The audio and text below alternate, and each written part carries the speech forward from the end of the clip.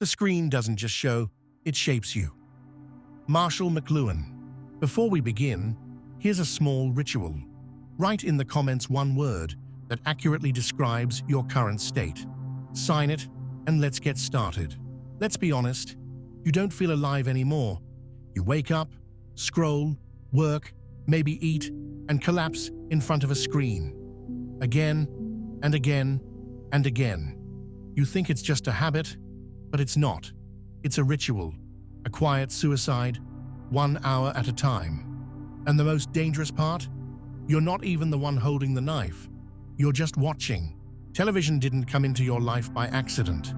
It was introduced in the 1930s. Before that, people talked, created, built, learned, loved, suffered together, healed together. And then, the box arrived. At first, it was magic, moving pictures, entertainment. But slowly, without you noticing, it started doing something else.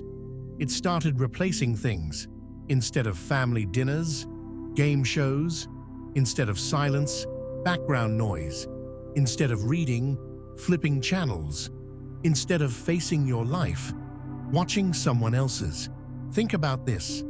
How many hours have you spent watching stories that had nothing to do with you? How many nights have you given to people on a screen while the people in your real life sat beside you in silence? How much time, the one resource you can never get back, have you sold for free? You didn't trade it for joy or truth. You traded it for numbness. That was the deal. And it's not just television anymore. It's the culture of consumption. But television was the seed, the original drug, designed not just to entertain, but to pacify, to shape, to dull the senses. It doesn't care who you are. It cares how long you stay. And the longer you stay, the more you forget who you were. No one talks about this. No one tells you that this screen, this harmless device, is the most effective tool of psychological warfare ever created. Not because it shows you horror, but because it slowly erodes your will.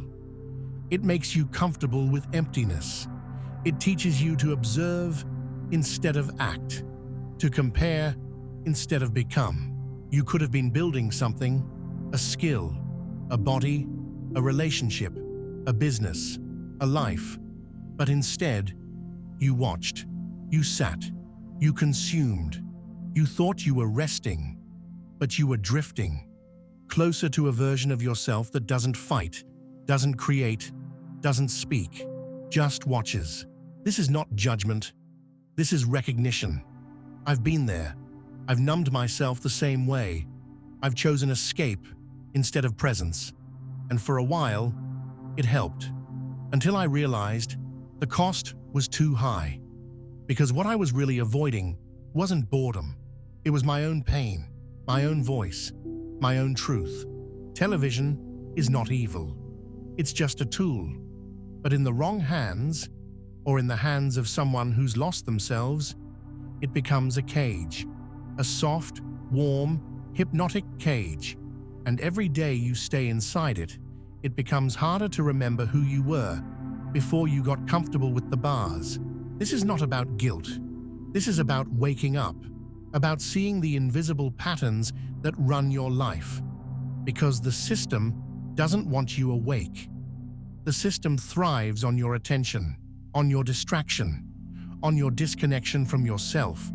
And television, that's where it started. Let that sink in. The moment the screen entered your home, your time stopped being yours.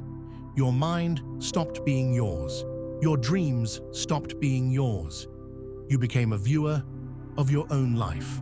And if that stings, it should. Because the pain you feel isn't a punishment. It's a signal. You were made for more than this. You were made to live, not just watch. You were never lazy. You were programmed to avoid yourself.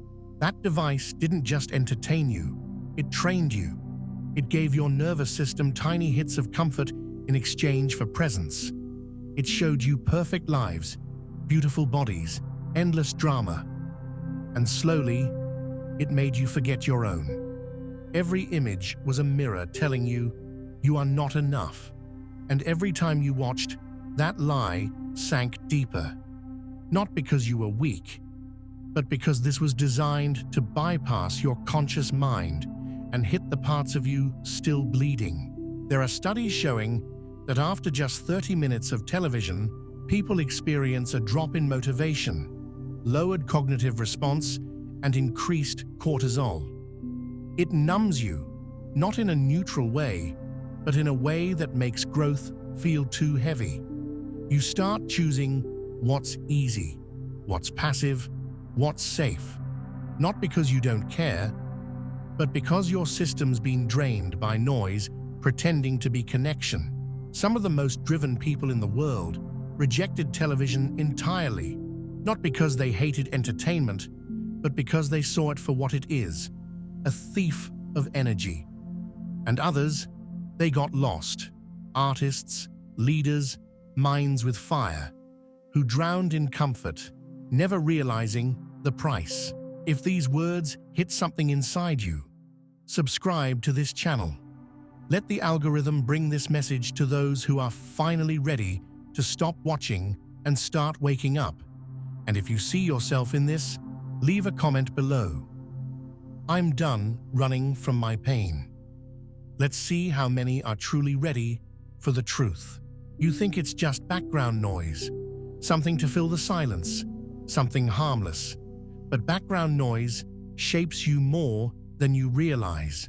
Your mind absorbs everything, even when you're not paying attention, especially then. While you cook, scroll, or clean, the voices keep speaking, the images keep forming, and your nervous system keeps recording. Over time, these fragments become your beliefs, not because you chose them, but because repetition becomes truth in the unconscious. Television doesn't ask for your attention. It hijacks it. With flashes, motion, volume, tension, resolution. Your brain becomes addicted to the rhythm of interruption. It forgets how to sit in stillness, how to think in full thoughts, how to feel something fully without cutting to commercial. And what you consume in this state isn't neutral. It's soaked in fear, comparison, stimulation, false urgency, news cycles that feed panic, ads that prey on insecurity, shows that teach you love equals drama, success equals wealth, beauty equals pain. You start craving what hurts you because it's all you've known. The real danger isn't what you see, it's what you stop seeing. You stop seeing your own thoughts, your own needs, your own life. You become a passive receiver of stories designed to keep you small. And slowly, you start living as if those stories are yours. You internalize the chaos. You adopt the roles. You pick sides in arguments that have nothing to do with you. Your nervous system is in constant reaction. But deep down, there's a quiet truth whispering, "This isn't mine." And when that whisper gets too loud, what do? You turn up the volume. You open another screen. You run from the silence that could show you everything. Because the moment you turn it all off, you feel the weight, the emptiness, the things you've been avoiding. And that's the moment the real work could begin. But it's also the moment most people choose to escape again. This isn't about demonizing entertainment. This is about reclaiming authorship. Who writes the story of your mind? Who chooses what you believe, what you feel, what you chase? As long as you're plugged into someone else's narrative, you can't hear your own. And the price you pay isn't just time. It's identity, agency, direction. You're not just watching content. You're being shaped by it, molded into a consumer, into someone who feels more through others than through self. Someone who watches more life than they live. Television doesn't need you to agree with it. It just needs you to stay. Because the longer you stay, the more you forget what freedom felt like. You've been told that all you need is to think positive, that if you just focus on good vibes, repeat affirmations, and visualize your goals, everything will align. But what no one tells you is this: you can't build light on top of a lie. And television is the factory of lies. Not just political ones, existential ones. Lies about success, beauty, love, meaning. Lies so deeply embedded in your psyche that even your positive thinking is trying to escape the pain those lies created. You've been watching the curated victories of others. Highlight reels dressed as truth. Perfect bodies, happy families, overnight wealth. And somewhere deep inside, even if you try to ignore it, a question keeps burning. Why not me? You begin to believe you're broken, that something is wrong with you, that maybe you're not trying hard enough, that maybe you're not worthy of the life they show you. But here's the truth: those lives aren't even real. They're edited fantasies designed to sell you dissatisfaction. And yet, the more you watch, the more those fantasies feel like standards. You stop appreciating your actual life because it doesn't look like what you've been fed. You stop showing up for real relationships because they feel too slow, too flawed, too human. You disconnect from your own timeline, your own rhythm, your own growth, because none of it matches the pace of scripted progress. Your healing feels like failure because it doesn't come with background music and applause. This is where the sabotage begins. You try to grow, but your subconscious is wired against you. You read the books, you go to therapy, you set goals, but underneath it all, there's programming. Deep, unexamined scripts planted by years of media. So every time you start, something inside pulls you back. You call it procrastination, but it's really resistance, a defense mechanism rooted in an identity that's not yours. You weren't born with that resistance. You absorbed it. And here's the hardest part. You've probably done everything right. You've listened to the podcasts. You've done the morning routines. You've meditated, journaled, worked on yourself. But the reason it still feels like you're stuck is because the foundation was never yours to begin with. The system was never built for your healing. It was built for your consumption, your attention, your silence. You don't need more tips. You need to see the trap. You don't need more motivation. You need to reclaim your reality. Because the longer you keep trying to build freedom on top of programming, the more exhausted you become. You don't need to fix yourself. You need to unplug long enough to hear what's real. You think you're addicted to entertainment, but what you're really addicted to is relief. Relief from the noise in your head. Relief from the emptiness you can't explain. Relief from a life that doesn't feel like yours anymore. Television is just the vehicle.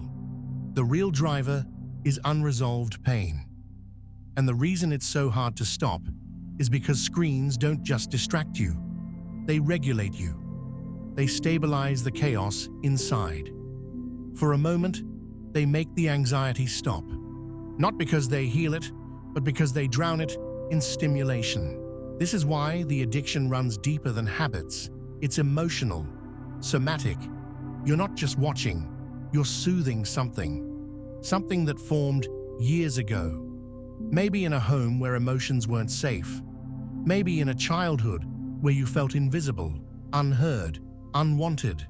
In those moments, the nervous system learned to cope in silence. And today, the television becomes the new silence. A silence full of color, sound, people, but still silence. Because it asks nothing of you. It doesn't challenge you. It doesn't abandon you. It just stays until you disappear into it. Every time you reach for the remote without thinking, that's not laziness. That's trauma memory. That's your body trying to escape a state it doesn't know how to hold. And as long as you shame yourself for it, you'll stay stuck. Because you can't fight what you haven't understood. You can't break a pattern you still blame yourself for. The key is not willpower. It's awareness, compassion, the ability to sit with discomfort long enough to hear what it's trying to tell you. Television isn't your enemy. It's your symptom. It reveals where the wounds still live, the ones that make silence unbearable, the ones that turn loneliness into panic, the ones that make real life feel too much. And until you tend to those wounds, every attempt at change will collapse under the weight of unprocessed pain. You don't need a new routine. You need to meet the part of you that's still stuck in survival, the part that reaches for noise because silence once meant danger. The work begins where the screen ends, not in punishment, but in permission. Permission to feel again, to fall apart without escaping, to be fully here. That's the moment the dependency breaks, not because you forced it, but because you no longer need it. You don't need to run. You need to return to your breath, to your body, to the truth that was buried under decades of programming. And once you face it, it loses power, not all at once, but enough for you to choose something else. Not escape, but contact. You don't break a dependency by hating it. You break it by replacing what it gave you with something real. If television gave you escape, you need safety. If it gave you distraction, you need presence. If it gave you control, you need choice. Until you understand what your nervous system was trying to get from the screen, you'll just replace one numbing tool with another. The goal isn't to cut yourself off by force. The goal is to meet the unmet need beneath the addiction and answer it consciously. Start with awareness. The next time you reach for the remote, pause. Ask yourself, what am I avoiding? What am I feeling right now that makes silence feel unsafe? This isn't about guilt. It's about truth. You'll start to notice patterns: loneliness after work, anxiety after conflict, restlessness in stillness. Track it, name it. Let the pattern become visible, because only then can it lose control over you. Unconscious behavior feeds on invisibility. Bring it into the light, gently, not harshly. Then shift the ritual. Don't just turn off the TV. Create something in its place. 10 minutes of stillness. Journaling one uncomfortable thought.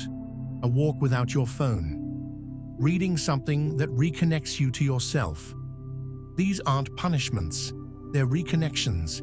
They remind your system that you're safe without noise, that your mind won't eat you alive if you let it speak, that you don't need someone else's drama to distract you from your own healing. Next, set a boundary. Not as a punishment, but as a gift to your future self. Decide when and how much time you allow screens to take. Build structure that honors your energy. Maybe one evening a week with no screens. Maybe silent mornings. Maybe deleting that one app you know keeps you hooked. And when the discomfort comes, because it will, don't run. Stay. Breathe.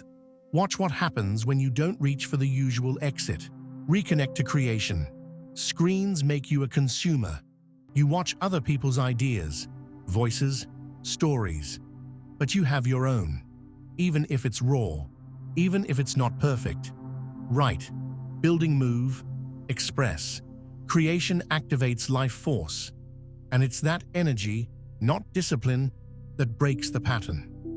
When you start living from expression instead of escape, the craving fades. And finally, community. Isolation fuels addiction. You need mirrors who speak truth, people who've walked this path, voices that don't sell you perfection, but remind you of your power. Find them. Be one. And when you feel the pull back into numbness, reach out instead. You don't need to do all of this perfectly. You just need to start.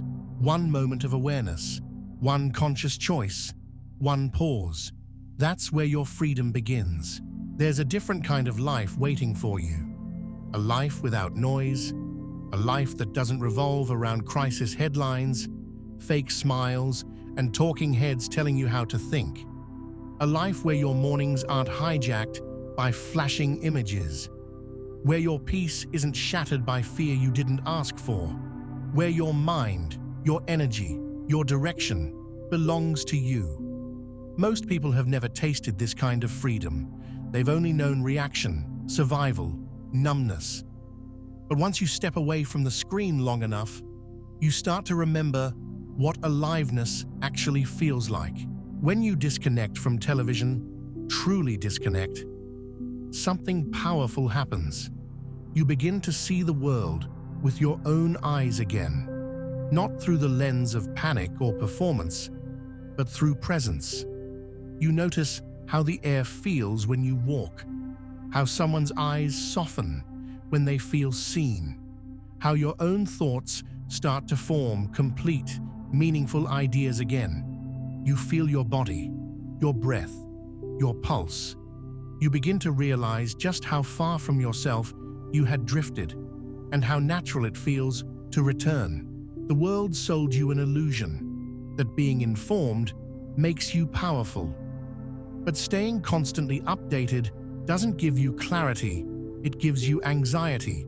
News cycles aren't truth, they're weaponized emotion, engineered outrage, manufactured panic. And once you stop taking the bait, you realize that most of it had nothing to do with your life, your family, your values. You realize you've been carrying weight that was never yours, reacting to chaos that was never meant to be solved, only consumed. Now imagine two people. One wakes up, turns on the TV, watches the news with coffee, scrolls through social media, fills silence with reality shows, ends the day with Netflix, sleeps with a screen flickering in the background. Their mind is never still. Their heart never fully opens. They live on edge, reacting, comparing, consuming. Years pass, dreams fade, joy becomes a memory. Their body breaks down, their spirit dries out. They are half alive, not because they're broken, but because they've given their soul to distraction. And then, the other one. They chose differently. No screen in the morning. They walk outside, breathe, read, create, connect. They choose what to let in. They sit with discomfort instead of escaping it. They miss nothing because they are fully present. Their mind sharpens, their body heals, their relationships deepen. They experience life, raw, unpredictable, but real. They become powerful, not because they control everything, but because they are no longer controlled. Both are human. Both have pain.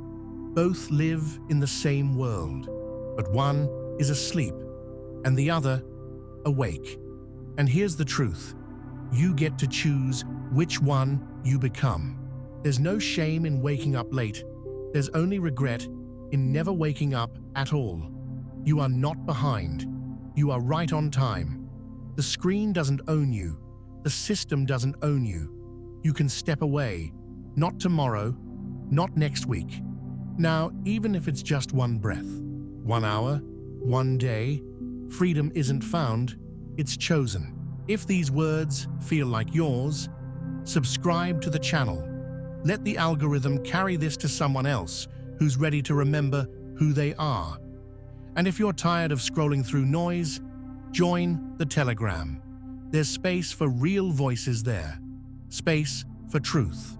And finally, if something inside you shifted today, if you saw yourself in any of this, write in the comments, "I accept my shadow." Let it be your first act of truth. Let's build a space where silence is honored, presence is power, and no one has to numb themselves just to survive. This is only the beginning.